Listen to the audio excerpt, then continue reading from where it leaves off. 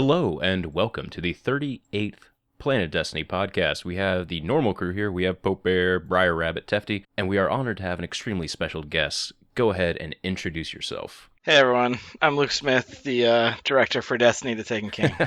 Thanks for having me on. We're super excited. We're excited to have you on here. We have literally a 7-page codex of questions that was created by the community, and we have a grimoire of questions here. We're just going to start diving right into them. So for any unfamiliar listeners, people just tuning into the podcast for the first time, people are just interested in Destiny, what do you do at Bungie? Well, I'm just a simple man trying to make my way in the universe, but right now, that universe is really about, we just came off of shipping Destiny: The Taken King, that the new game in the Destiny universe that I was the creative director for, and so what that really means is a whole bunch of people at the studio do a bunch of amazing work, and I'm helping unite and drive the vision for the project and get everyone sort of on the same page about where we're going for the release and what type of fun we're going to deliver into players' hands as a team. How many years have you been corralling the cosmic waves of creation at Bungie now? Oh, geez. I started off at Bungie in May of 2007, and what I was doing then was sort of writing jokes for the internet. I was working, on the community team. I was the content editor and was working on BNet. I wrote some weekly updates, and I hosted a podcast back in the day, the Bungie podcast. And I did that for about a year, and then after that, I ended up sort of getting roped into some early design work for Halo Reach, where I worked on the challenge system, the armory. I was sort of the investment designer for that, our first sort of foray into investment systems. And then after Halo Reach came out, I moved on to the Destiny project and was working on a bunch of stuff, and then transitioned to the raids and took over the raids and hired and grew that team and worked on some other stuff, and then Vault of Glass. And then after my work finished on the Vault, I moved on to The Taken King. So everything I love about the video games you've worked on, except for, did you work on Armor Lock and Reach? No, but I famously or infamously talked about how much I liked Armor Lock, but it's generally, I feel like for me the lesson is like generally when I like something a lot, it might mean it's a little powerful. Did you design the Sunbreaker Titan? And no, our sandbox team did an excellent job with the old Sunbreaker. No, it's funny that I remember back when you were doing the podcasts in the Bungie podcast, and really that what got me into. I had never really gotten into podcasts before then and listening to them because there was a Bungie podcast. I started exploring what other community podcasts were out there, and so those early days of that are really what kind of got me into doing this medium of getting involved in it, just listening at first, but then eventually wanting to be on my own.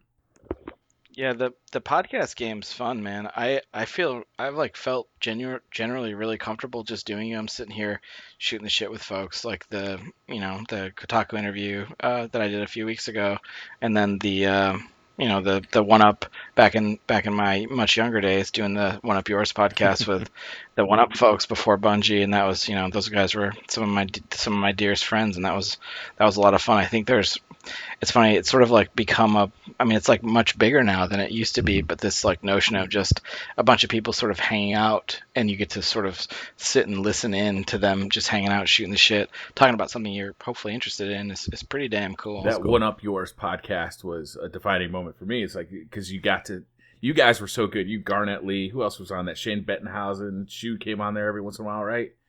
Yeah, it was John Davison, Shane Bettenhausen, Garnett Lee. My buddy Andrew Pfister was the producer, and then we had like guest stars like Mark McDonald. Shu came on occasionally. That was just a lot of fun. It was a lot of fun to listen to, especially when you got the NPD numbers. Oh gosh. Yep. Oh yeah. So I think we wanted to move into some of the other questions here. Briar, did you want to lead in some of just the general Destiny related questions that we had from our team? Yeah, we got a lot of questions about kind of going back to like House of Wolves, a lot of people got upset when you guys didn't announce, or you announced that there wouldn't be a raid in House of Wolves. And we were wondering if you could talk about that decision to not include a raid in the DLC. Like, how did that kind of decision get made, and what did you guys do with that while you were thinking about it? So I just want to clarify the back part. What did we do with like you said, what did you do with that? What is that modifying in the question? Like, what do we do with the plan to not announce that we're not doing a raid? Well, was there a raid initially going to be released with House of Wolves? Did it get canceled? Did it get postponed? And how did you guys think the community would react to it? Well, anytime the community's expectations are always going to exceed sort of what we can deliver, and I think our job with Destiny is to continue to try to like rise up and meet those lofty expectations. But there was the raid, any sort of raid that we wanted to build for Destiny, like we had to find the right place to release it, and our appetite for what we wanted to do after Crota's End was so large that the vehicle for that, it was going to be a major release like the Taken King. The raids are not, no one's going to like hearing this, but raids aren't a promise. Like it's not a promise. It's we're gonna build them to the best of our ability and release them when we have them ready. And don't you say that, Luke Smith. Don't you say that.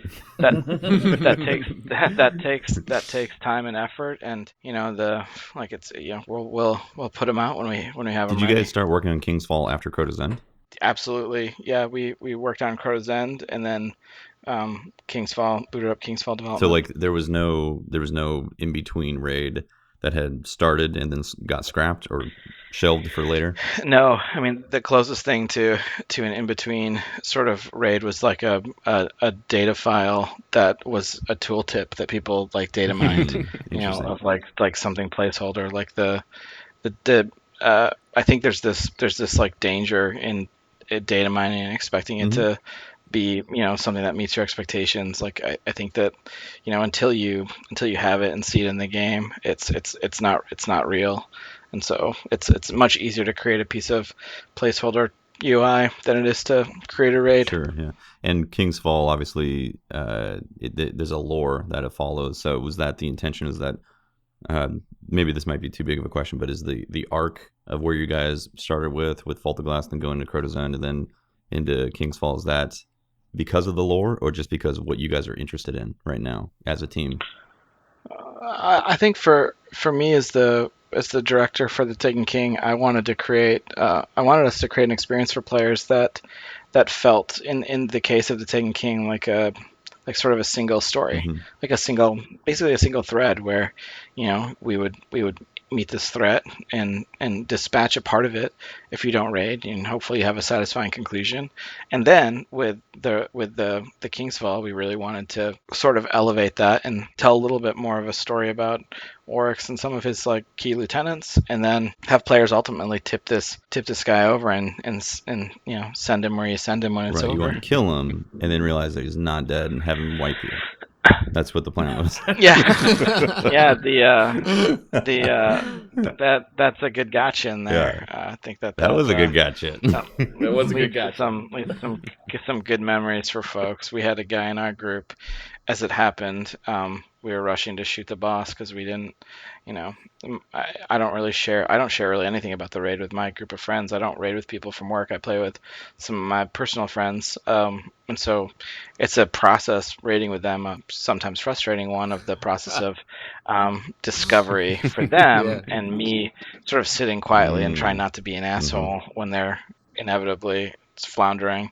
But it also becomes a moment of learning because it allows me to see very intimately what people are and aren't understanding, which is awesome to learn from. But when we got to that moment, one of the guys in our group just blew himself up with a rocket launcher, and we wiped, and we will forever blame him for that wipe. Oh my goodness! Oh my gosh!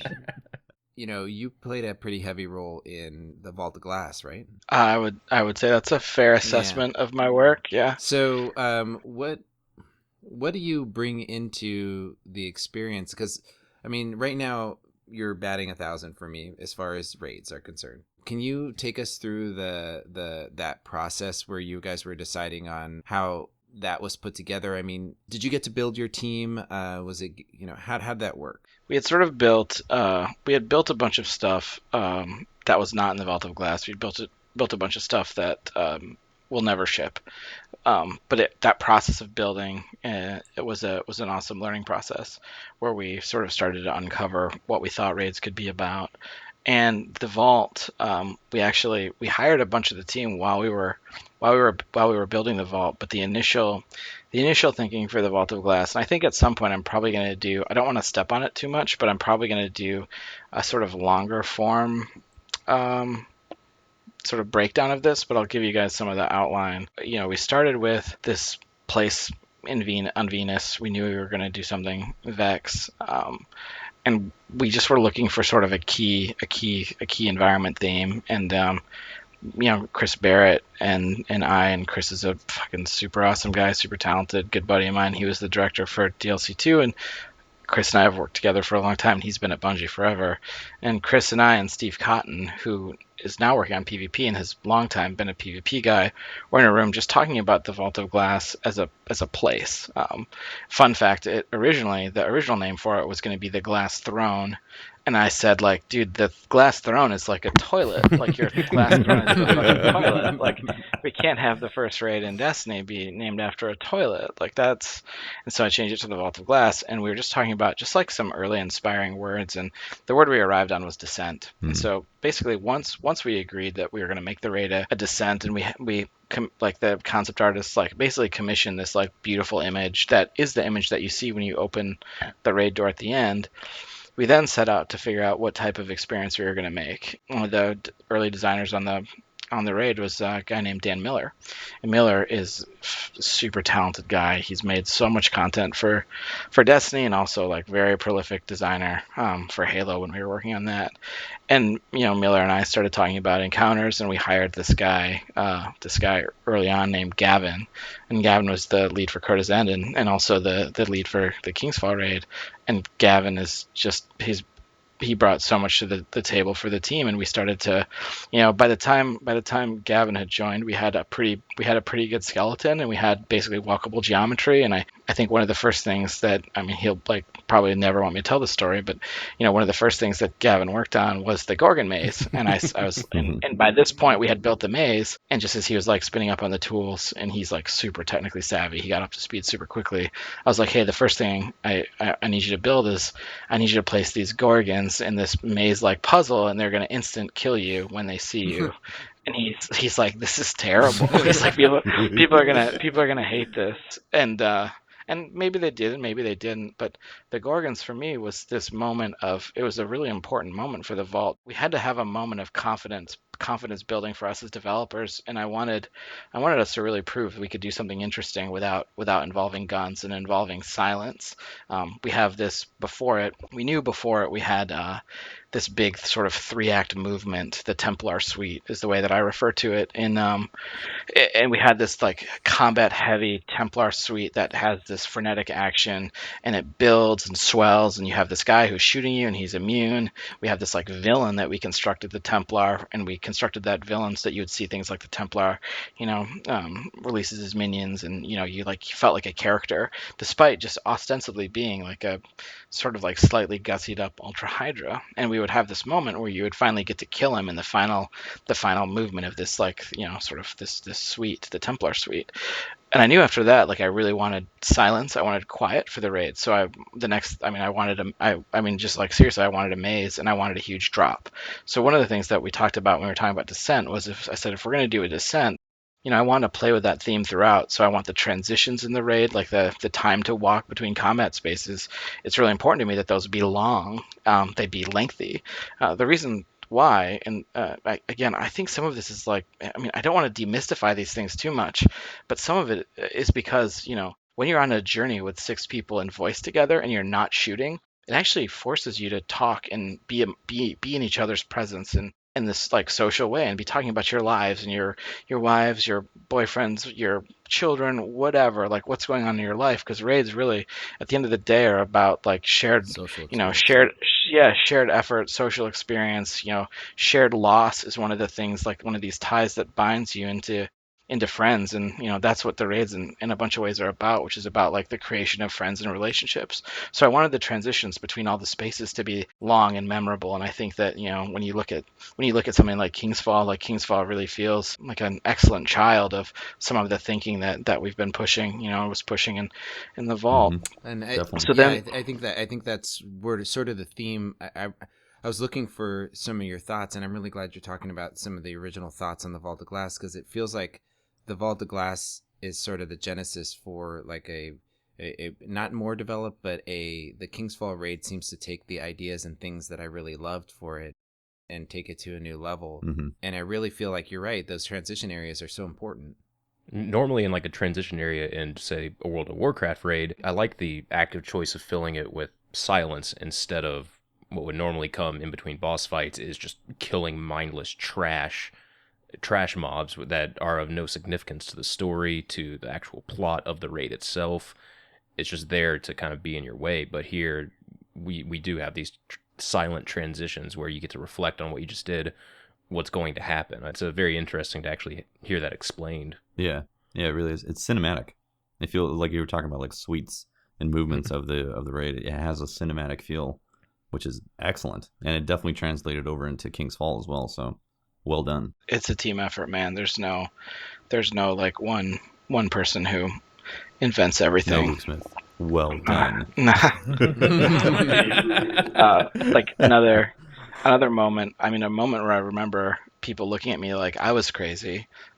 Was with the death drop in the Vault of Glass. I wanted to have this moment where the fantasy is, the pit that you don't know how you're going to survive the fall, but down at the bottom of it you can see like a spark of something, a spark of light down at the bottom, and that lights the Gorgon. But that thing like pulls your eye, and hopefully makes you feel like, oh man, the only way we can go is down, but I don't know how to survive this. And that also had this property of explaining sort of fall damage and the way that you could mitigate it in Destiny if you hadn't learned it yet, but also hopefully created a moment for groups where they're like, where do we go next? Like, and someone in your group hopefully was like bold enough to say, I'm going to try to go down. Leroy. And yeah, and that person makes that sort of leap of faith, and then everyone follows.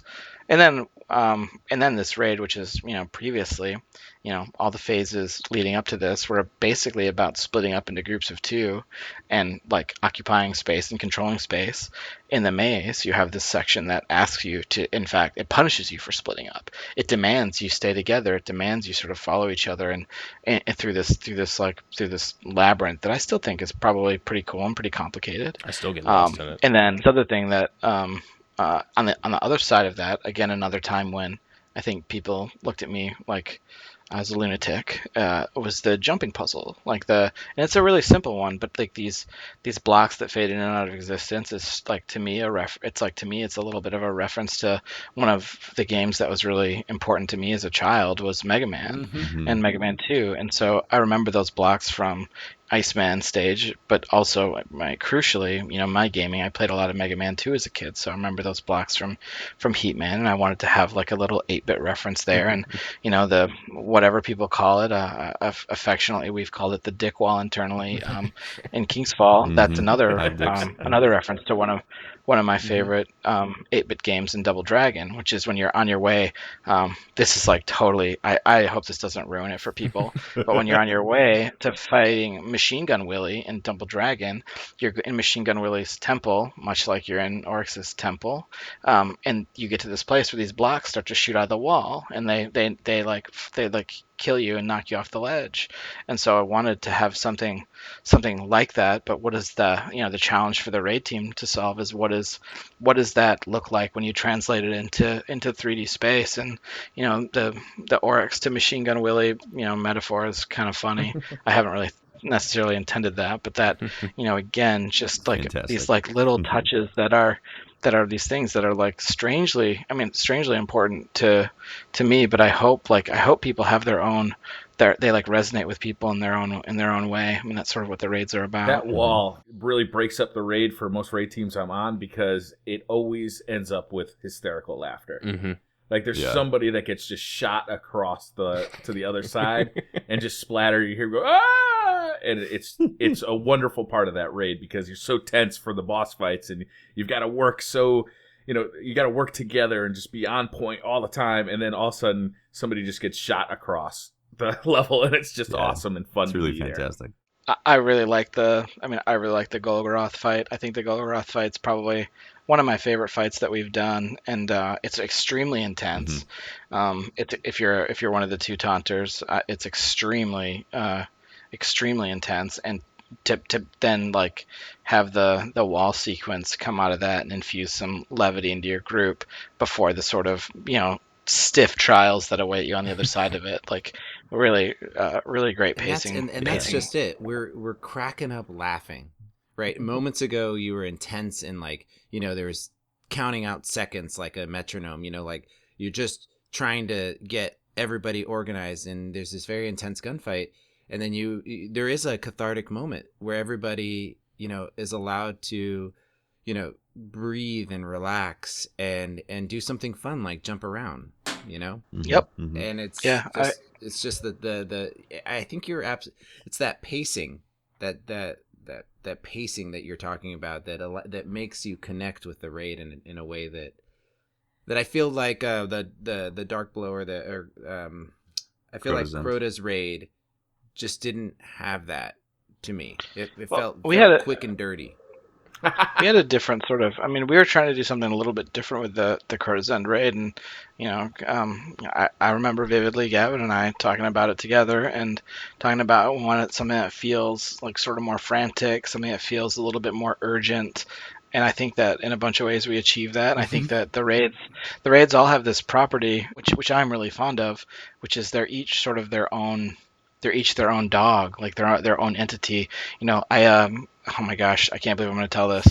As a child growing up, we always had golden retrievers, and they are like I have one now as an old fart, my dog Maple, and Maple is a golden retriever, just like Cedar and Lady and Murphy and Raleigh, and my dog's grown up, and they're all golden retrievers. They have a bunch of properties that are the same, but each of these dogs has their own personality and their own style and their own type. And I think of the raids sort of in that same way, where all the raids are like golden retrievers. They all have like these common elements. We're figuring out. I think we're learning what the best pieces of those common elements are. But we want all the raids also to feel different, and so we want them to each have sort of their own uniqueness and the own thing that you remember from them. You take a very personal approach to your work. It sounds like you're very very passionate about it. You're bringing in things from your life and into the design elements. And I knew your reputation from Vault of Glass and how much work you guys put into that and the passion behind it. How much did some of the negative feedback that came out of one, not having the raid in the next DLC in the House of Wolves, but also like how I just want to bring it up, but like you got a lot of negative feedback from your comments of like the throw money at the screen thing, right? Yeah. That I know how much work you put into this thing and how much of you is in it. And how did that affect you and knowing that people were seeing you in this negative way? Can you talk a little bit about that? Yeah, I mean, I think that I really appreciate the observation that you feel like the game has some like personality. I think that the stuff that excites me as a player, and a lot of it comes from my history in a bunch of games. But it's for me, when people are frustrated, they're frustrated because they care, and when they're frustrated with me, it's because they care about the product. I don't want to belabor the difficulty of creating entertainment because I don't think people care. Like I like in general, like I don't think people care about how easy or hard it is to create something. They only care about, I'm here on my couch, I have a limited amount of time. What I've chosen to do with my time is play in the world that we're shepherding and creating for Destiny. And so, because time is like our most finite human resource, and time is a big part of engaging with the time you can engage with Destiny can be a big part of your life. It certainly is for me. The frustration is oftentimes related to that, and I don't want to talk too much about how that stuff can make me feel. The thing that I love so much about working on Destiny is that, like, Destiny is to me it is my hobby. It's the thing that, like, if I wasn't on the podcast with you guys right now, I would be playing. I'd be playing, finishing my Taken War quest line on my hunter so that I could get the 310 artifact, for the character. Mm-hmm. You're on as much as I am.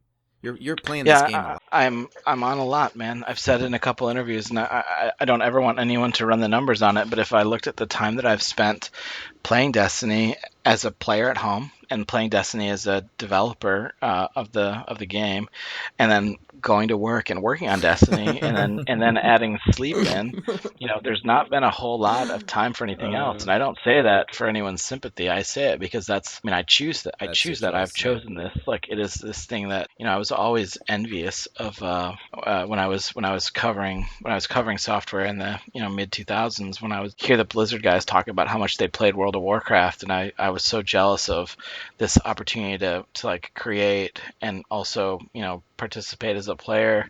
Like, I loved hearing from those guys and hearing how much they played. And when I look at Bungie now and think about Bungie the entity, and I see how much the people at work play, like, it's so exciting, and it makes me so happy to see that we have so many developers on the team who really are playing the shit out of the game. Like, they're just these guys and gals are just like playing a bunch of it. And for so many of these players, and I think for so many of the Bungie employees, but also as well as our player base, I think Destiny is the first game of its kind for many of these players.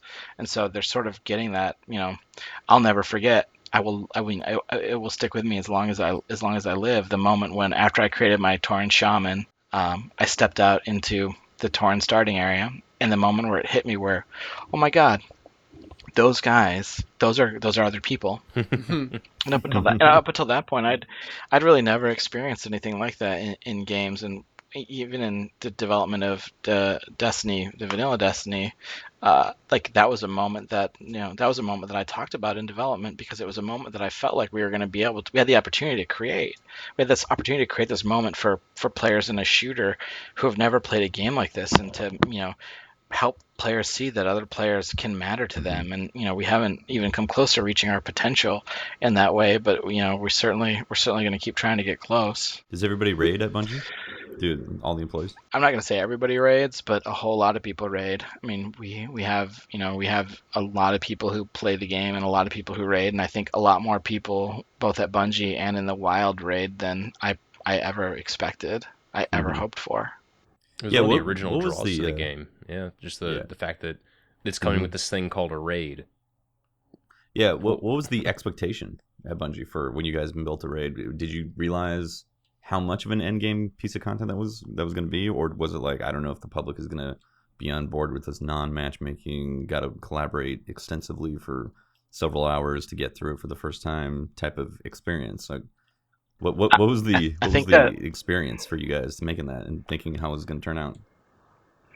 I think a bunch of people at Bungie. I mean, the notion of putting me on the raid was probably a risky one. That Jason Jones, the chief creative officer at the company and the founder of the company, that was his call to move me to the raids and have me take over that effort. And it was really totally by faith, and he and I working together on some of the initial, like, talking about the pillars for the raid activity and what we were chasing aspirationally. And he was then able to fly air cover basically for myself and the raid team in its infancy. And we didn't always do ourselves any favors in development either. I mean, I think less so now because of my different role, but at that time in the raid team, I was extremely secretive about what we were working on. I didn't really share it too broadly, even internally. It was sort of like early on, it was like basically a need to know basis. Like, if you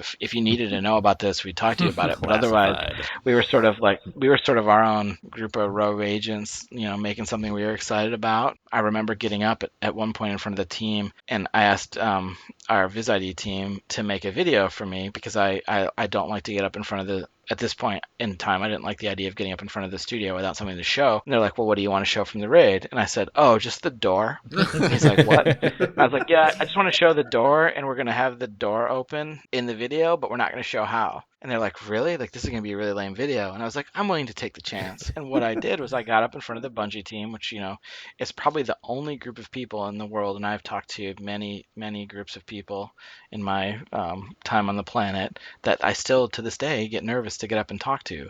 But I got up in front of them, and I talked to them about the raid with this video playing behind me of the door sitting ominously. And at the end of my talk, which is about, probably 2 minutes long, the door starts to open, and I said, now go back to your desks, get in groups of 6, and figure out how to open it. And for many people, that was the introduction to raiding, and that was where it all started. And I think the moment where it clicked for Bungie was we were playing an internal development build during a winter, and we played leveled up characters and geared our characters for the raid, and came into the office, imported our characters that we'd spent time leveling up and gearing, and we raided and went through the raid together. And that was the first time that I think it really clicked for a broader group of people at the studio, and that was a pretty awesome moment for us. And I think in that moment when we were playing that, and killing Atheon, and this is not like a crazy high skill group of players, it's just a group of people willing to work together to try to solve the puzzle. That was the moment where I felt like, okay, like I think we got something here. I think we've got something that could be pretty damn special if we fix a bunch of bugs and make a bunch of stuff better. And after that build, for instance, we went back and we redesigned the Vault of Glass final space. That space used to be pretty different from how it is. That story is pretty funny, actually. I've talked a lot about stuff that I cared about for the raid, and people looking at me like I was crazy. But a time when I looked at the designers on the project and thought they were crazy was when Dan Miller and Steve Cotton were like in a room, like drawing on a whiteboard. And Miller and Cotton came down and grabbed me, and they like wanted to talk to me about a pitch. And the pitch was the time traveling between, the three timelines. The 3 timelines for the vault, and they had like a technical pitch for how they could do it, and Dan was really excited about it. Like, just the verve and enthusiasm for those guys had for it was something that I was just excited hearing the pitch, and was like, oh my god, like this sounds amazing, we have to do this. And Steve Cotton and Miller figured out how to make it work. And Steve, who works in the PvP section of the company now, and did in the Halo days as well, when Steve was starting to like think about what raiding could be and was trying to understand it, he kept coming back to this concept of tower defense. Like, that's how he sort of, like, that was the lens through which he was trying to understand the raid. And if you look at the environment construction for the Templar space, it has almost like tower defense, like lane quality to it. It has this, but what that created for us what that space created was like this like mono-directional combat that allowed you to orient yourself in the space, learn the space in the I can't think of what we called it, but the defensive phase before oracles, and you'd learn the space, learn how to use the space. Oracles would teach you more about the space, right, and the Templar would challenge you to master it. So even in that first suite, we ended up with this like pretty cool mastery loop that players could develop and sort of feel like they conquered that first part. And I think that was another thing that we achieved, and the team really did a great job on. One of the weird things about the Vault of Glass in the original game was that it never seemed to be a connected piece of the story of the original Destiny, like the vanilla game of Destiny. But in subsequent DLCs, it definitely does feel like Crota definitely feels like the end game for the Dark Below story. And with the Taken King, it definitely feels like a connected piece of the story. You said that it kind of the Vault of Glass got kind of developed in secret, kind of. Is that something that still happens, or is it now more connected? Because it feels like some of the strikes have different qualities that they teach you how to raid a little bit for King's Fall. We definitely are trying to get to the place where the game feels, aspirationally, the game feels like a a vertical learning exercise. And when I use like those like nerdy terms, is that the game actually teaches you mechanics as you go through it, so that the game feels like it's ultimately preparing you for its final challenge. The difficulty in developing this way, which we're, by the way, like, we have not realized our potential for this, and I think we have a long way to go before we get there. Also, to be totally transparent about it, is that it requires the raid teams to be functioning way further out than the releases, so that the raid teams' mechanics are in place, fun. We believe in them, so that those can trickle into the game. And we're not there yet. And I think that we had a lot of like ways to bridge the gaps between the teams. And I would say, for King's Fall and the rest of the game, that was an area where I was able to help sort of massage some things together to try to achieve in that direction. But I don't think that we're there yet. And I think that we have a ways to go to make the game feel like it's preparing you not only in the reward game, which I think we're getting much better at for preparing you for the raid, but also in the like teaching you about teamwork, teaching you about game mechanics, like that you may find harder versions of later. That's a slippery slope too, because part of the fun and the magic of raiding, what's going to be in this room? Like, what's this? Like, you don't want to kind of don't want to give it away. Like, you don't want to give away all the mechanics before they get there, so they just feel like they're fighting a different version of Destiny it. players talk about blind runs through your raids like they're religious experiences. Like, I remember my first raid, it was 12 and a half hours long. It was arduous, but I had so much fun just learning the mechanics. And you're right, it'd be weird to take that away by teaching all the raid mechanics and strikes. Yeah. So the thing, though, but that you guys are introducing, though, is that you're actually introducing mechanics into strikes now that are like raid light mechanics. And that's been interesting to see happen. And do you guys feel like you're going to go further in that direction? Do you feel like the strikes are at a good balance where they're at? And also, how did the team attack those and actually balance them? So it wasn't like if you got into a strike with two other people that were clueless that you weren't going to be able to complete it. I think we're still learning about how to do a better job with that. I think it was totally intentional that the strikes would offer a bit more of a challenge this time in terms of like challenging groups. But I think one of the things we're seeing players are quitting more, and they're not finishing the strikes as quickly as we hope. Like and Echo Chamber? Does Echo Chamber get a lot of quit rates? Yeah. Echo Chamber is running a little bit long, and it's definitely being quit at a rate that's not super appealing to me. And that means that can mean any number of things. There's a number of things you can interpret or assume from the data, but the quitting problem is a real problem, and I think that we're going to be looking at speeding up our join in progress times for sure for the strikes, but also, the quitting the heroics or quitting the strikes is not super helpful to your common man. It makes the people left behind, you're treating them in this very disposable fashion. And I say that, like, I've left strikes. If I roll the same one, like twice in a row or something, I might be like, yo, I'm out. Like, I'm not gonna do this 5 times in a row, Bungie. but this the disposable nature of matchmaking, which the strikes do and are going to continue to use in the playlist for sure. That has like some pretty negative social properties as well, and so we got to continue to figure out ways to incentivize better behavior. So on the heroics, do you think you're good? I mean, is the goal to include all of the vanilla strikes as well eventually, and add modifiers and have the Taken involved there, or is this how it is for the Taken King right now? Right now, it's how it is. I think that it's like a cost benefit of going back and updating all the old strikes to use the sort of new variability. Like, there's a lot of encounter work to do there, and it's not like you don't pay for that encounter work out of some like infinite bucket of fun. Right. You pay for that encounter work out of like something. You're like, should we like go back and redo Sepics or go make something new? I mean, personally love to see Sepics. I think when people just saying. But like taking Sepics. Oh my god. There's a lot of work required in doing that, and I think that we've got a pretty big appetite for doing new stuff too. So I think that seeing some more diversity in the strike playlist would be cool. I don't know that right now we're planning on like giving everything the Taken treatment, just because it's a non-trivial amount of work. I think the new strikes, they're so much more engaging, and they're on a totally different level than I feel like they're on a totally different level than the strikes before. You're not going to go back and update the previous strikes, but have you considered like an opt-out button in matchmaking where you're voting for a strike map or something like that to keep people from quitting out. Yeah, I mean, we've definitely talked about ways to make the matchmaking flow better. Nothing to really announce right now, but it's definitely something that's on our radar. In terms of the strike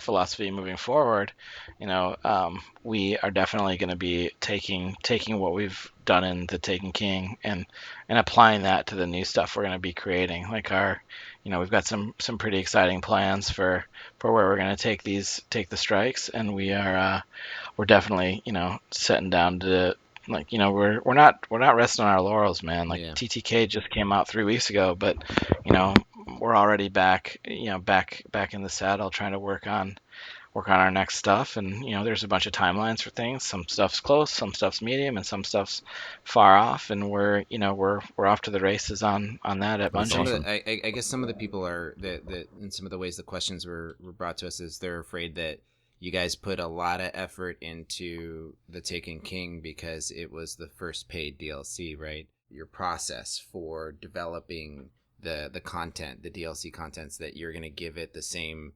Are we going to see more of the Taken King type quality content where we get story, where we get things that are that require cooperation? The strikes feel much more developed. The thing I'm going to use to button that up a little bit is that the Taken King is not to us a DLC. Like it's the beginning of a new year. It's basically a $40 game. Right. Like it's the 2.0 update is significant. It's a giant overhaul. We're not gonna make giant overhauls like that, in a not major release, and not a 3.0 or a 5.0 or a 10.0 or whatever. Like that's a significant update. I think that we haven't really talked too much, and it's definitely not my place to announce our plans for the year.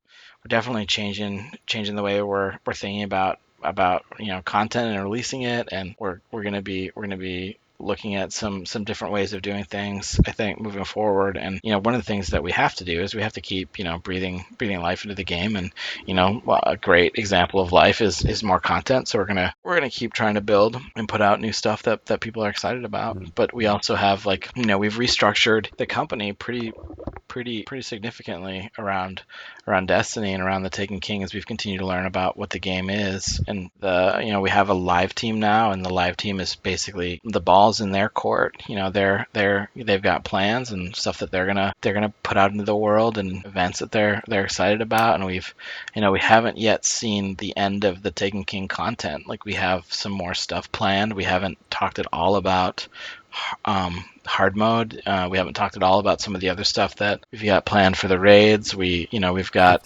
we haven't. Yeah, there's some more fragments lying around. Weren't you saying earlier that you were going to be announcing the sleeper simulant? How to oh yeah, that totally is that's like the most that's the most common question people ask right now. And I mean, I think there's I often I think about putting something on my profile, but I realize people just don't read it anyway, which is like I don't answer questions like and it's not because I don't love and respect our fans. It's because I can't break into jail and turn Twitter into a Q&A format. Right. Like I can't do that, because then suddenly it's you answered his question but not mine. Mine's way better. Why are you dodging me? Instead, I'm just like, I'm not gonna answer any questions, because it's like getting yourself into trouble. Right. Mm-hmm. I'm already enough of a problem for the PR team. He said break into jail, so we can assume that we're going to have to break into the Prison of Elders. Prison of Elders. Gotcha. I get it. Prison of Elders confirmed. Hey, actually, speaking of rewards and unique loot and stuff, the strikes now drop specific things, which is really cool. Was that something that, not to reference another game, but was that something that was born out of Borderlands 2, and you guys thought that was cool to do that, for having bosses drop specific loot, or was that just something that you guys felt needed to happen? Like, where did that come from? No, it's funny. That just came from like our desire to create reasons to run those strikes, and items you hope drop, and like adding some like determinism for things that you could chase. Like, one of our big themes for the release is more loot that you can chase, and loot that represents your deeds. So when you get maulers, you like see someone with those, you're like, I know that dude, I know what that dude killed. I know he tipped over those strike bosses a bunch to probably get those. Or when you see a guy wearing the red Scion Flare cloak for the hunter, you're like, oh, that guy, like he probably killed the red Scion guy a lot to get that. Like that's cool. It's about that. It's about just having some sense of place in the world for some of the gear, and I think that we're just taking these like baby steps into a much larger world that we're super excited to evolve and push going forward. Yeah, I love that. I love that step and process because it feels really exciting to find something unique from an element that you play a lot in the game, like Black Spindle showing up in a custom heroic mission. That was brilliant. That's brilliant. That was so freaking cool. Yeah, the Black Spindle thing came from one of our designers, a designer/engineer hybrid named Robert, and he had this great idea, and the fiction guys like supported it, and we had a great weapon that we set aside for it in the Spindle, and I think that it's a great challenge. It's really, really difficult. Yeah. Well, it's a very difficult challenge. No one knew about it. I mean, is there more stuff out there like that?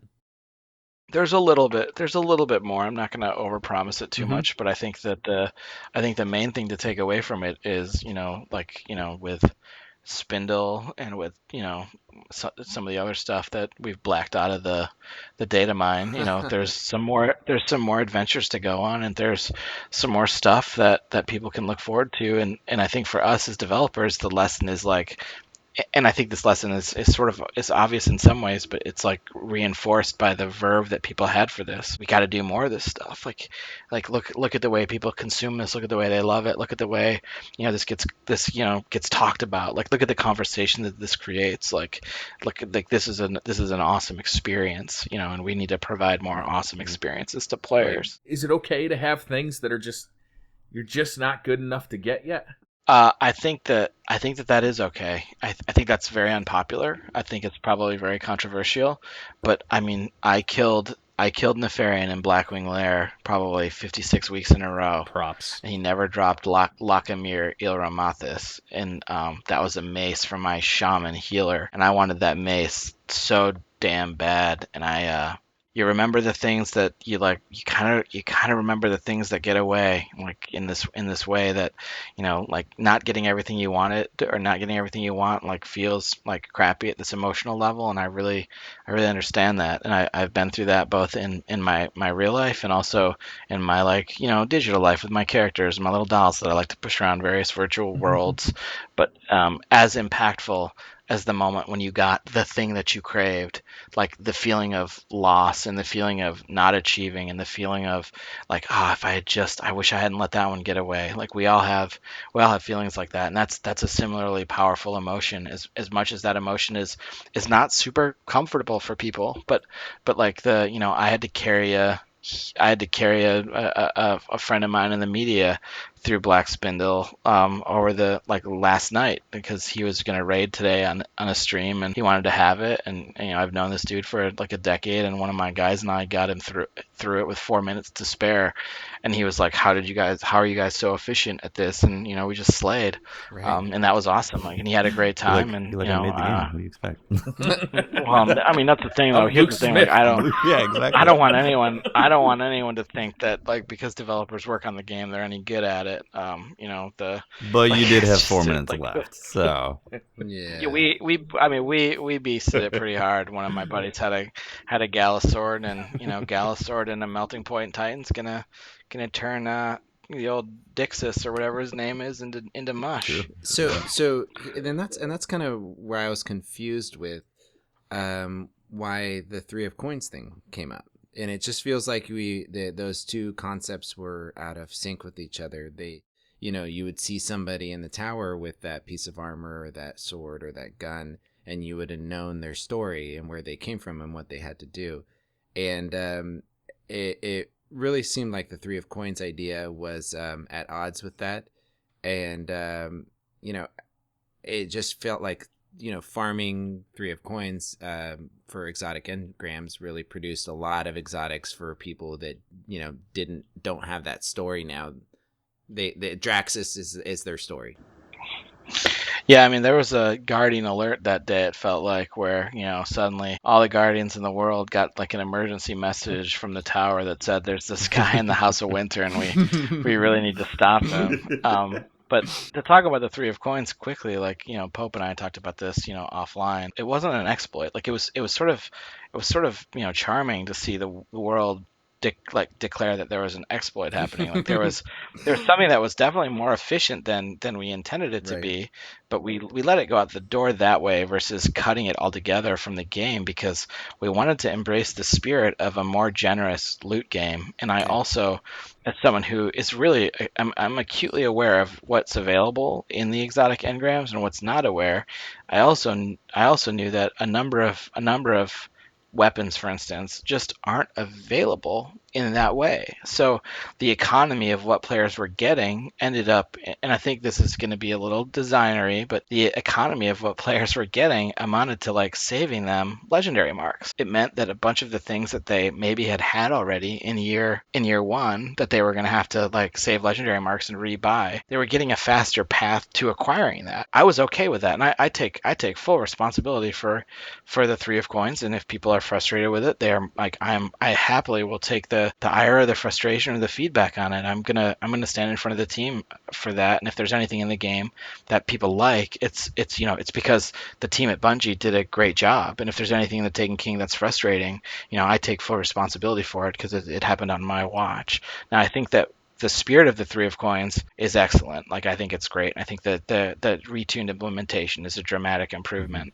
The vision for this object, this item, was that it was a way to make running strikes, more rewarding. Like, it's fun to see a gold engram pop out of a guy, and there's an efficiency that can be found there that's just gonna still make it fun, and it's also gonna have a property of like this is gonna be another thing for you to spend your strange coins on, and also now, I mean, people have sort of got the reveal that if you're above light 300, you have a shot at these 310 exotics. So that's going to make getting these engrams and using these Three of Coins and, on strike bosses and stuff, like, that's going to make that another appealing avenue to chase for the selected number of items that are in there. Now, a weakness of this system, and something this exposes, is that, for instance, if you play a hunter, and just for full disclosure, I have one of each class. They're all in the Pope knows they're all in the post 296 300 area. I don't fence a lot of gear around, really. I sort of build each character as uniquely as I can. I fence some weapons around, but this means that now, I'm going to get to this point in my progression where I may want to find these higher level versions of exotics to infuse, and I'm going to have to find more stuff. And the journey's not over, and there's a lot of stuff to still find. But I think it was a shell shock for players to see these exotics. Now, the reason I mentioned I was a hunter is because I was going to talk specifically about the chest slot, which is, there aren't very many exotic chests in the game for hunters. Right. I think right now, currently, there's only the one. So if you decrypt it on your hunter, you're extremely likely to get an alpha lupi. And I think there's only one on the Titan. I think, yeah, in the game currently, there's just the crest of the alpha lupi for the Titan. So if you get an exotic chest, it's gonna likely roll into, and you're on a Titan or a Hunter, it's gonna roll into something in the alpha lupi family. Okay. So maybe you should be passing that off to your Warlock, because I think the Warlock has 3 chest options.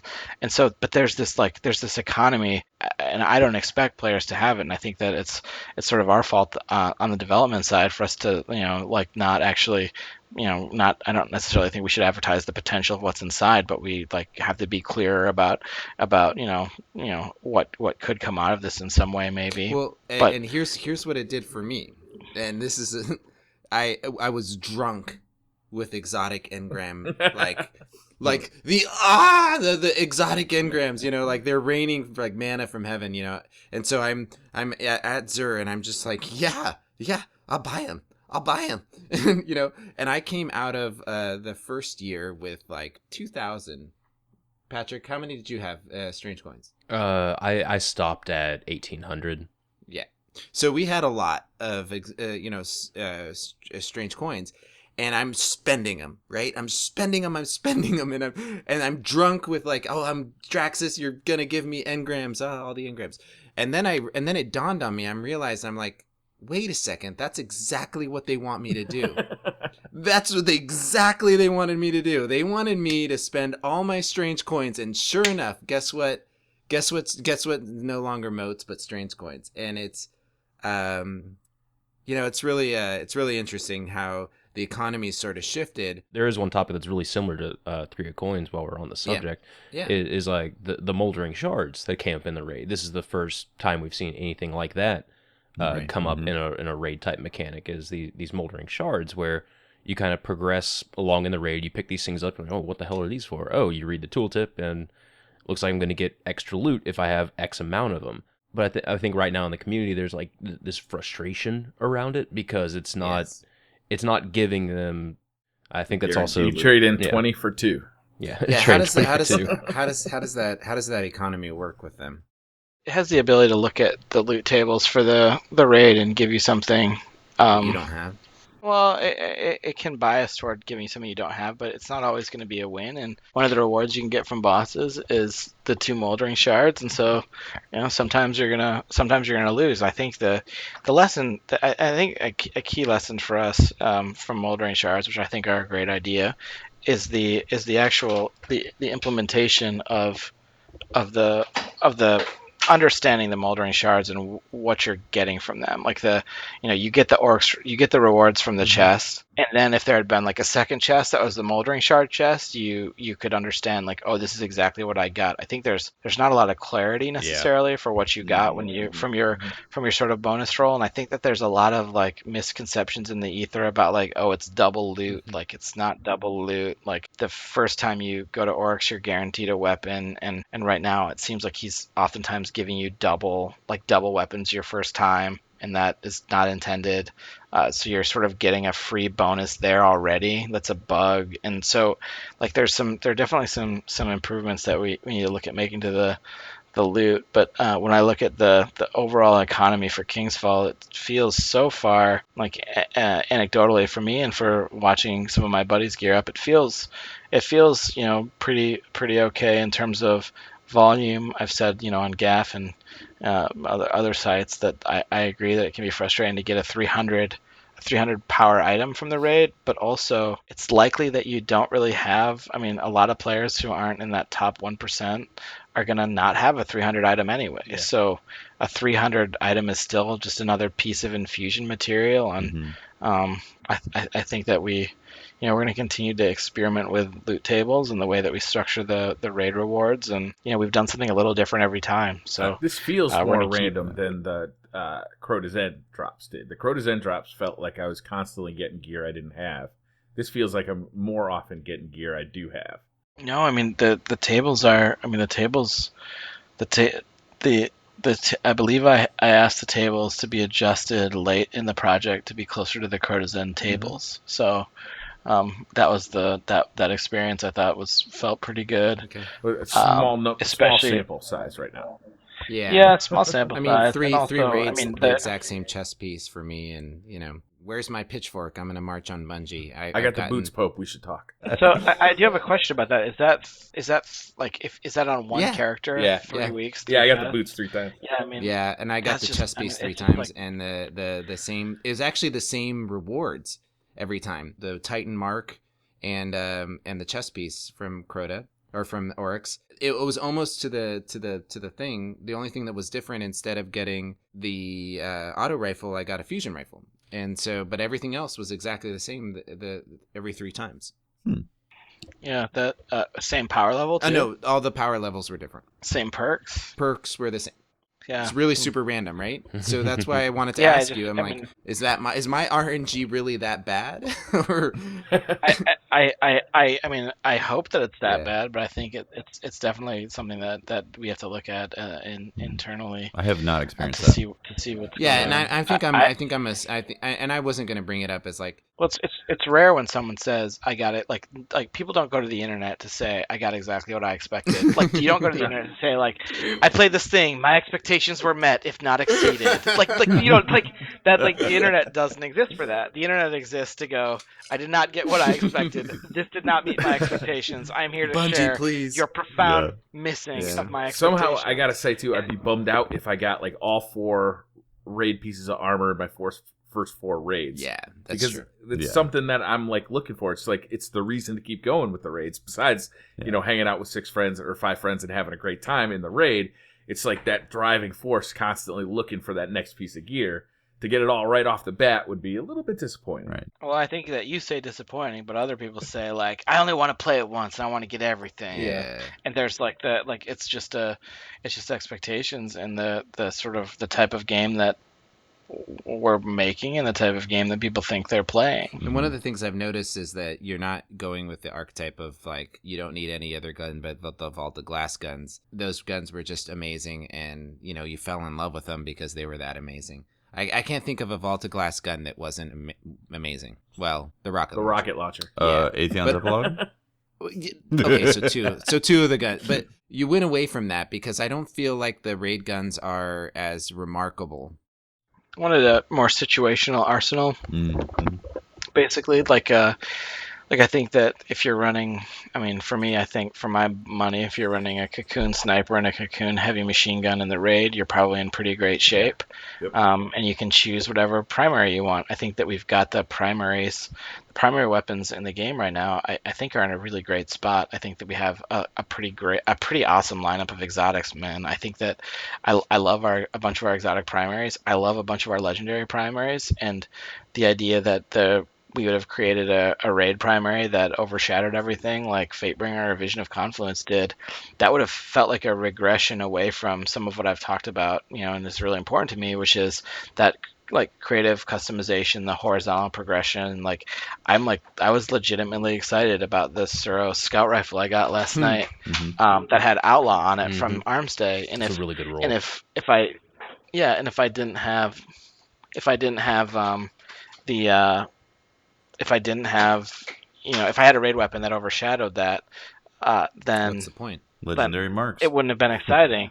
And it's like, and without re-rolling stuff, I mean, yeah, is that kind of why we saw the disappearance of the reforging? Because it was just too hard to get better stuff after a point. I think that reforging took the fun of getting weapons and had did. you getting a weapon and standing at Banshee trying to get a perfect hopscotch pilgrim, and I don't behaviorally, I don't like that. And I did a bunch of it. It also had this I think it had really negative connotations for the PvP game too, which is like suddenly every shotgun is a sniper rifle. You had to have and I think perfect that we're roll on everything. yeah. Yep. Yeah, and I just that's just not. I That's just not a don't good think place. that's the Yeah, right It seemed thing. like such a God. good idea It when we seemed heard like a about great it. Though. idea. Man, we were so excited on this podcast. I bet we talked about it for 3 hours. For basically once it was announced, we're like, oh my god, we're gonna be able to perfectly build our loadouts. This is great. Everyone finds the absolute best possible build, and it's gonna be really similar to each other. So everyone's gonna be running that shot package. It takes the excitement out of a loot-based drop system. Like, Oh, absolutely. when you Definitely. get that perfect roll, like I got a 1,000-yard stare that had 2 of the perks I really wanted, and the others not so much. But I was really excited about those 2 perks. Yeah. So I mean, I think I'm gonna lose my shit if I find a 1,000-yard stare that has everything I want. Yeah. And Well, I got an Imago loop from which is the white legendary hand cannon that's based on the Fatebringer frame, and I got an Imago loop that had Outlaw, and I was like, oh my god, because I know the second slot can roll Firefly. I'm like, oh my god, and the second slot rolled like Airborne, and I was like, god, son of a shit. Like it like the near miss, Yeah. right? Like that was, and I'm like, oh my gosh, and now every time I run a strike and it's a Vex strike, I'm like, oh well, hopefully I get an Imago loop because I can like pull my, I'm pulling the slot machine and hoping that I can get that sort of Fatebringer sequel that I know is out there. Like I know it's out there in the ether, and that makes some of that to me as a player exciting. Not in the agree. I'm only going to grind for it, but exciting in the in the background. This could totally happen. That's exciting. In that sort of way. yeah. Also, Arms Day would have been a complete disaster if you could reforge everything. Without that element of getting rolls with it, because then it would have been like, what's the point? You get the weapon once, then you wouldn't need it anymore. But also with the Infuse system, it breathes a whole new life into all the drops as well, because now it's not just getting another legendary that you're either going to scrap or ascend. It's like, this is materials to use for things that are important. Yeah, the intention behind the Infusion system was to create an arsenal economy that was really about making every drop as important as we could. Right. Even a blue drop can be important. Like I can be psyched Yes.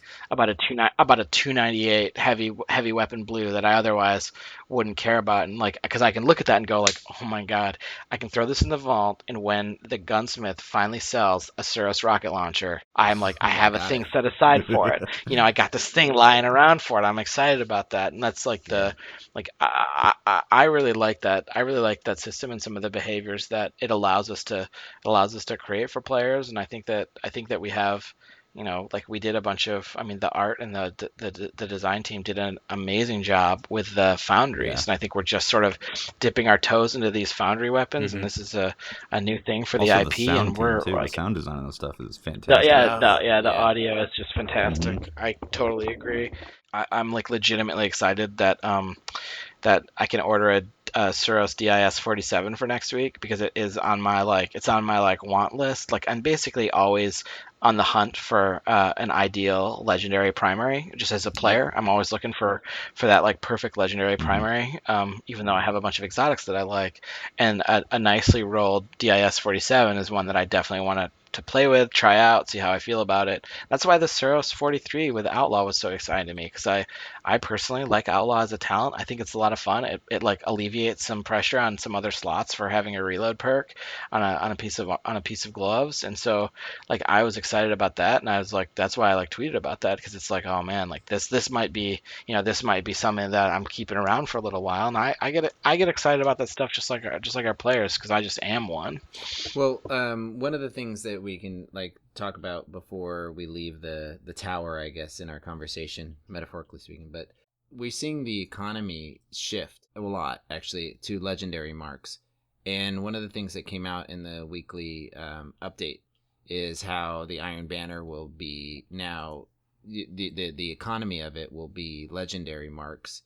What I'm noticing now is I'd say the ways of getting them are there's not a I mean there's the weeklies and the stuff. Is this the way that we're going to start seeing things being purchased is through legendary marks solely? We got to a place last year where Vanguard and Crucible marks meant Yep. Yep. nothing. They like everyone was just sitting on a bazillion of them and they didn't feel important, and they weren't something that even asked you to make a decision about spending them. And like some of what we're doing is we're trying to create decision making, and we're trying to ask players to make choices about their arsenal, like make choices about what to infuse, make choices about what to purchase, make choices about what to do with your motes of light. Do you want to spend a bunch of them to level stuff up quickly, or do you want to like have a little stockpile for infusion? We're trying to create choice because it is through the opportunity, it's through the opportunity for choice that players become more diverse. And so that is sort of our aspiration for that. I think that the legendary marks are an example of us saying like, hey, we're gonna want you to save and use these things and make decisions about what you want to infuse. And As far as I, when I'm looking and preparing for Iron Banner, for example, how many? I guess the drop rate is there's supposed to be a higher drop rate in Iron Banner that we won't that will be our primary way of getting the equipment, right? And we wouldn't be grinding through to level 5 so we can buy all this stuff. So I guess it's still to be determined what that actual drop rate looks like. But with 200, with only being able to save up 200 marks, you're not going to be able to depend. Obviously, it depends on how much things cost. But if we look at the economy, it's going to be about 100 and 20 for armor and 150 for guns. And it just seems like we're not going to be able to save to purchase things. Well, if you look in the update as well, armor and everything's going to drop much more frequently from actually Right, that's doing it. So, right. Well, that's what that. I guess We that's shouldn't- my we point is shouldn't that have we. to save up. Sounds like we're going to have to make decisions on what we buy instead of just buying everything he's got for sale each week. Yeah. I'm all for that personally. I mean, you could also save up legendaries and then max out their XP and then dismantle them for 5 marks each. So there's a little bit of economy that you can store in the vault. if you are worried Okay. about your marks. Look at this dude just optimizing. That's hefty. Listen to This is you. how I think, guys. I've got my upgrade paths for my rares. This is how I think. Save your motes of light. Don't use motes of light to level up your factions. Use those things to level up your weapons, get more mark. That's what I've been doing. There you go. I have no problems being able to grind out marks now, just because I can put motes of light. Seem like they're really easy to get now. Like leveling up gives they you drop 3 all over now. the place. Leveling up the Cryptarch gives you 5. Turning in your daily bounties, will usually net you 1 per bounty. It's sometimes 2 or 3. For the amount I play, I'm definitely swimming in them. But the average player should be able to easily get, like 30 to 40 in a general play time of probably about 4 hours.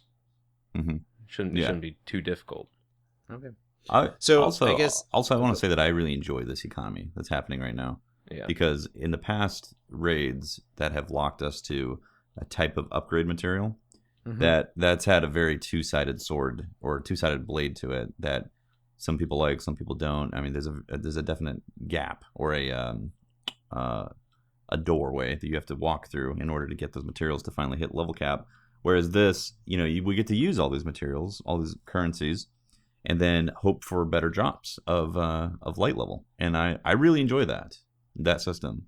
I'm enjoying that. So I just want to say that. Well, That's cool. I'm glad that folks are enjoying it, and we're gonna try to keep watching and continue just to make stuff better. I mean, we're gonna learn a lot from the Taken King. Mm-hmm. So Crucible has seen a lot of changes since before the vanilla launch. Alpha and beta were of course, very different than what we see now. Bungie's pedigree has been from Halo in a very competitive scene, and it almost feels like Crucible is seen not as something that was intended to be competitive in like that environment, but more of just like a fun place to go shoot each other. Is it been a change? Are we still looking at a direction for a competitive Crucible scene, or depending on who you asked at the studio, you'd get a different answer. And anytime there are questions like that, it says to me that we need to, in studio leadership, we need to do a better job of getting aligned as a unit, so we can get the Crucible and get PvP into its state. I would say that one of the 2 key pieces of learning for us in PvP in the last year is the importance of events. And when I say events, I mean banner, and I mean trials. I think trials is one of the coolest things that we've added to Destiny. In that first year, and I miss it right now. I'm glad that we put it on ice for a little bit, and I'm excited for us to see it return in October. I'm super psyched for 2 weeks from tomorrow for me to get out there and get back in with the band and see if we can still make it to Mercury in our new with the new matchmaking stuff. So I think we're Trials to me is as competitive as anything Bungie's ever made in terms of emotional competition, in terms of intensity. I think it is the most intense PvP that Bungie's made, and I say that as someone who has thousands of Team Slayer games under my belt. So it's just one man's opinion. That banner prioritizing victory last year like it did, I think was good. It helped people see that winning matters, and I think that we're going to continue to learn and figure that out. I think that we have a game that's extremely complicated in terms of the player inputs that you have, because it's important to us that you have a Guardian, and you can take that Guardian that you power up and geared up into all the activities, and that means Crucible. But that also means there's a lot of variability that I think for hardcore competitive players in a shooter, that variability sometimes contributes to them feeling like the game's not competitive, because it's hard to predict the engagements and therefore understand the outcomes. And so I think we're still straddling some of the 2 worlds there. Yeah, and I think that's what we're seeing is in the last couple months, where there's sort of underground competitive PvP scene that's been popping up, and we're seeing some of that transition into Inferno playlists and banning certain weapons. I guess that's really the question is, how much is Bungie embracing that competitive scene where we can watch? You referenced it right there. You can't really have a competitive scene with the rule sets and stuff that we have now. And no custom matches. are we talking about custom matches? And that, I guess I wanted to have it more than just a simple question of, are we going to get custom matches? But is the direction towards having that competitive scene and private matches, spectator modes? That's a great question, Pope, and I'm gonna actually just dodge it completely because I appreciate that. It was anything I say about it is just gonna be scrutinized to infinity, and I could potentially sign people up for work that's not it's not my place to sign them up for it. All right. So I definitely. So one of the things you said that I do want to react to is, I want to live in a world where, I come home from a long, hard days rocking at the office and can fire up the old Twitch and see that a more watchable Destiny, a Destiny that is more popular on Twitch. And, I think it's already, we're very popular and satisfying emotionally, but, I'm jealous when I see your Hearthstones and your Counter Strikes and these games, Dota, you're watchable. When the rates come out, there's always an awesome spike in the watchability, and I think that's cool. But we've got to continue to sort of look inward at the development team and talk about, well, how can we make PvP more watchable? What can we do for other parts of the game to make it more watchable? I think Trials is very watchable in a bunch of ways, but I think there are definitely some presentational things that we could do to continue to make it better. I don't want to run my mouth and sign anyone up for work. Yeah, I'm okay with it. I mean, just go right ahead. No, just keep going, man. No, We're good. Custom matches is like whatever. Yeah, right? the teams have their own. The teams have their timelines and their plans, and we spent. I had a solid period of time to set some direction and course for us, and that was awesome, and I'm honored at the opportunity to do it, and hopefully the Taken King and 2.0 are making Destiny better, and now we're going to be working toward those next updates, the major and the minor. So your role as like a creative director of Taken King, did it encompass PvP maps that we saw? Was that sort of in your bailiwick? Did you oversee all of that? I saw everything, but yeah, I saw everything. Like I said before, if you like the maps, it's because the PvP team did an awesome job. And if there are parts of the maps that are frustrating, you're more than welcome to burn me in effigy. No, I mean, the Rift mode is like, I just love the fact that we're, I was one of the loudest people bitching about not having capture the flag, right? Can you tell us the genesis of Rift and how that came about? I think it came from the PvP team's desire to create an objective mode, and I certainly had that enthusiasm as well, which hopefully helped play some part in inspiring those guys. But those guys are hardcore PvP players, and they felt that sort of hole in their hearts for the objective mode as well. And for me, when we talk about watchability, I don't think you can learn a whole lot about how to get better at a game, which I think is a huge part of watchability, by the way. Like watchability is really the ability to understand what people are doing and how watching them is going to make you better. That's the fantasy of watching a bunch of these things. Is I'm going to watch Triple Rec play PvP because I'm going to learn something from him that can make me better. The place where this gets challenging is that when the primary avenue for skill is it's just slaying, just playing Slayer, like you find that there's a ceiling, like there's a cap on what you can do as an individual. There's a cap on your own skill. You're going to get to a place where I'm only going to ever be so good at slaying.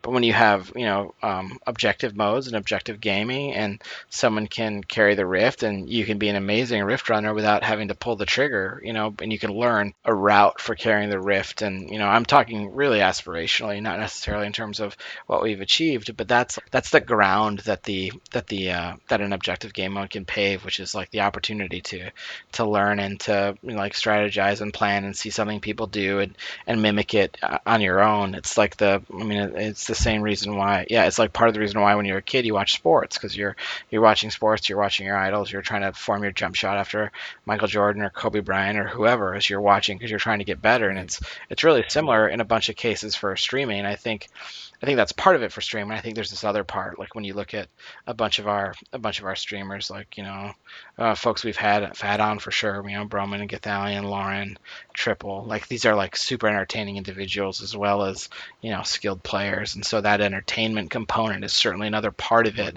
The opportunity. I don't want to underplay the entertainment at all. In fact, I've spent a lot of my like free time or unwinding time at my in my bed and my laptop watching streamers, and some of it's just to like hear them conversing, and like it's like you're not just like lying around alone. You're part of a community. You're part of something that's watching. So I don't want to underplay that. But in terms of that competitive streaming, you're watching competitive gaming for the spirit of like learning something, getting better. I watch a lot of Dota. I love Dota. Dota is one of my favorite games, and I watch Dota because I want to see how people play and see what they're doing that I could be doing better. Like, oh my God, that guy's stacking creep camps. I didn't even know you could stack creep camps in that way. Like, I'm gonna try that, and that's that fantasy of I can get better at this, and our game needs to continue to provide better opportunities for that. I know you're a creeper in the streams. You're a lurker, and as we call them, because I was doing a live stream for a charity live stream, and I realized how much you guys are involved in the community when you donated some money towards a live stream that we were running, and I started figuring out like that we had a bunch of the Bungie guys in there watching.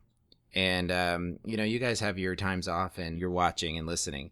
And I think that's a huge part of it. But the questions that came out is just trying to make the PvP experience more competitive and, like you said, likable, watchable, and in a place where maybe a competitive scene will flourish in time. We are nearing in like kind of about the time limit that we wanted to approach with this podcast. Yeah, I was gonna say, like, hey guys, like I haven't had dinner yet, and it's like I kind of have some Destiny to play before I go see The Martian tonight with a couple of my buddies, and I brought Thai food home, and it's getting a little cold, so I'm kind of winding down. I love talking with y'all. I would love to do it again. I want to have you on at some point, and then just only have like Dado UI on, and then we just nerd out about World of Warcraft for like 2 hours straight. I mean, no lie, I would love to do that show, man. I would love to talk about. I think that I'd like to think I've said this in an interview already, but maybe I haven't. But I said to someone very recently, if I were to die suddenly, heaven forbid, it would say Scarab Lord on my tombstone. You told me that when we were chowing down on food. Last time I was in Seattle. The reason why is because that is such a big part of what is important to me, what matters to me as someone who I'm very blessed to have the opportunity to even attempt to create entertainment for other people, and that part was that was such a huge part of shaping and influencing what's interesting to me. I've been doing a lot of research of past games and some stuff for what I'm thinking about for longer term stuff, and I'd love to get together and talk about old school MMOs and share stories with people. It would be, that would be fun. I could imagine talking about virtual worlds for hours and hours and hours. Definitely. Well, we definitely thank you for coming on and sharing your wealth of knowledge about the game's development with us and our fans. Yeah, I'm sorry. I feel like we didn't get to enough questions. There was no way we were going to be able to. I struggle with brevity sometimes. We've got we like I said, we reached out to our community and we had some of the writers for PlanetDestiny pull in. And I'm going to share with you this document so that everybody listening, if we didn't address one of your questions, we're handing over the document to Bungie to Luke here, but it literally came out to just six pages. It's really 7 pages, 12-point font, Arial, no double space, all single spaced. So you'd be proud to hand it in to your English teacher. Yeah, definitely. And it's crazy how much the community's passionate about this. The questions that they have are overwhelming, and we're it's this flood of information from us because we stream live and we want to answer as many questions as possible, and we tried to hit as many of the big high points for people, and I know there's going to be people out there that didn't get their their questions answered by Luke, but I just can't help but be excited about the future if it continues to build and grow in this direction. Yeah. Thanks a lot. It's just like, again, to reiterate, it's a team effort, and I think that Bungie's learning. We're learning so much, and we're never going to learn as fast as our community and our fans and our detractors even want us to learn. But we're going to keep trying, and we have, we're continuing to grow the team, and I'm personally on the hunt for folks to be joining Bungie, and we're going to be continuing to sort of rearm and reload the studio, and we have this thing that this game that people care about, and that's incredible for us to to have another franchise that people care about and love, and want us to make better, and push us to make it better. I think is such an awesome thing for us to have, and it really is a privilege for me and the rest of the developers to get to work on it, and to even have a community like PlanetDestiny and the other satellite communities that spring up and have the opportunity for us to come on. Is something that if you step back from everything and think about, when I step back from everything and think about it, and it's flattering and humbling, and I know the team feels the same way. Awesome, man. Well, awesome. Yeah. We thank you for coming on once again. We thank everyone for listening to the podcast, and we will see you next week. Oh, wait. I have one more thing I want to interject. Oh, okay. Yesterday was Patrick's birthday. So if we can get... That's right. If we can get 1,000 happy birthday comments in the comment Nice. section, that would be Yes. amazing. And happy birthday, Patrick. Well, thank you very much, guys. Thank you very much. Yeah.